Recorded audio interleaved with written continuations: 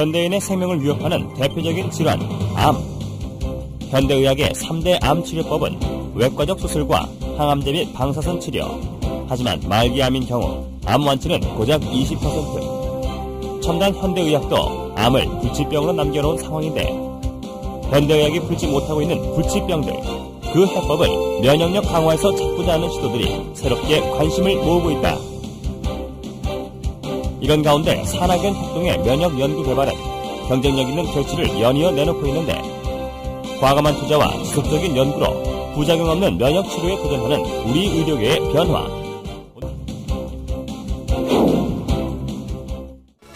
천연 생약제에서 추출한 성분으로 만든 항암 기능성 식품이 국내에서 처음으로 개발돼서 이르면 이달 안에 시판될 예정입니다.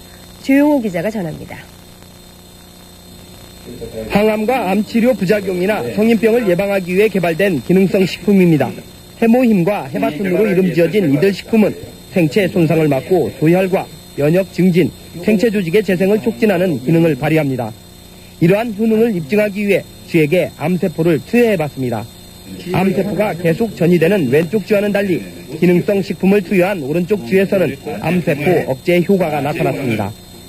이번에 개발된 이 두 기능성 식품은 해바라기와 당귀 등 우리의 전통 한약재에서 그 성분을 추출했습니다.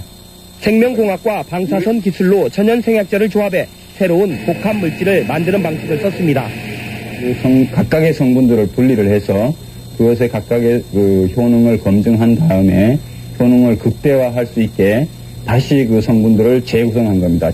종전의 천연생리 활성물질은 항암 효능에 한계가 있고 독성까지 강했습니다. 하지만 이번에 개발된 항암 기능성 식품은 여러 성분을 조합해 효능을 높이고 독성은 없앴습니다. 이들 항암 기능성 식품은 원자력 병원 등에서의 임상시험과 병행해 이번 달 안에 시판될 예정입니다. KBS 뉴스 조용호입니다. 환자의 면역력을 탁월하게 높여주는 새로운 생약 복합제가 국내 연구진에 의해 개발됐습니다. 임상시험 결과 백혈구 회복을 높여주고 암치료 부작용도 크게 없애주는 것으로 나타났습니다. 최성원 기자가 소개합니다. 생약을 섞어서 만든 해모임이란 생약물질입니다. 원자력 연구소는 천연생약제 30여 종을 집중 분석한 끝에 당귀와 천궁, 백작약 등을 재합성해 이 생약물질을 만들었습니다. 이들 생약제에는 면역을 활성화시키고 조혈장애를 없애는 황산화물이 있는데 연구팀은 이 성분들을 재구성하는 방법으로 면역 증강물질을 개발했습니다.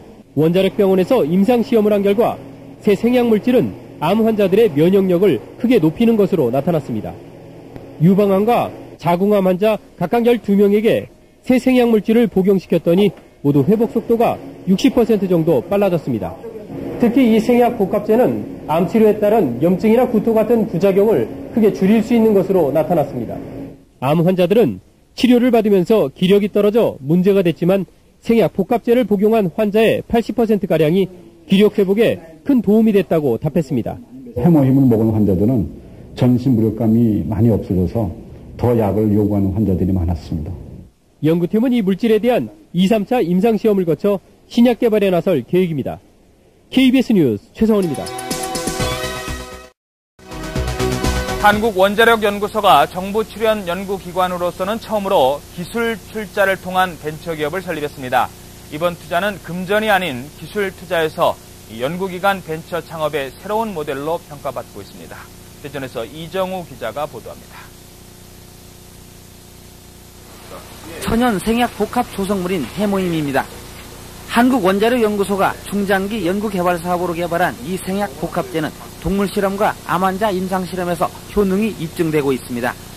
이 물질은 임상실험 결과 면역세포 회복 증진과 염증 등의 부작용 억제 효과가 뛰어나고 방사성 치료에 의한 암 발생 억제 효과도 60% 이상 높은 것으로 확인됐습니다. 암 환자 치료 시에 보조제로 활용할 수 있는 것뿐만 아니라 성인병이나 만성질환 환자들에서 면역 조절 기능 회복에 아주 잘 활용될 수 있을 거로 생각이 됩니다. 이 연구 성과물이 기술 출자 형태로 산업체에 이전돼 벤처기업으로 다시 태어났습니다. 이번 기술 출자는 한국원자력연구소가 직접 벤처기업에 공동으로 참여하는 방식으로 그동안의 단순한 기술 이전과는 다릅니다. 정부 출연 연구기관의 기술 출자로 탄생한 벤처기업의 공식 출범은 연구 성과물에 대한 새로운 장을 열고 있습니다.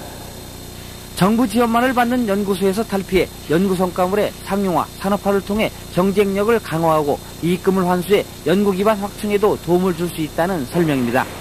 연구자들이 더 용기를 가지고 더 좋은 연구 성과 내고 성과가 나오는 대로 민간에 이렇게 기술을 넘겨줘서 민간이 또 새로운 기업을 자꾸 창출하는 그런 아마 좋은 전기를 마련했다고 이렇게 봅니다. 기술투자 벤처기업은 금전 등 실물 자산이 아닌 특허와 실용신안 등 기술 투자로 이루어지기 때문에 연구기관 벤처 창업의 새로운 모델로 평가받고 있습니다. YTN 이정우입니다.